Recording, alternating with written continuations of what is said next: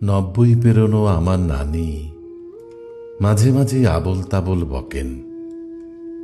প্রায় উদাস ভঙ্গিতে আকাশের দিকে তাকিয়ে থাকেন। কি ভাবেন উনি? হয়তো ভাবেন জীবনের কথা, মৃত্যুর কথা। 70 ছুঁই ছুঁই আমার মা আগের মতো হাঁটতে চলতে পারেন না। ঔষধ খেতে খেতে ঔষধের প্রতি অনীহা চলে এসেছে সেই কবে। উনিও মাঝে মাঝে উদাস ভঙ্গিতে তাকিয়ে থাকেন। হয়তো ভাবেন জীবনের কথা, মৃত্যুর কথা। 50 পেরোনো আমার দেহে মাঝে মাঝেই উচ্চ রক্তচাপের নৃত্য চলে।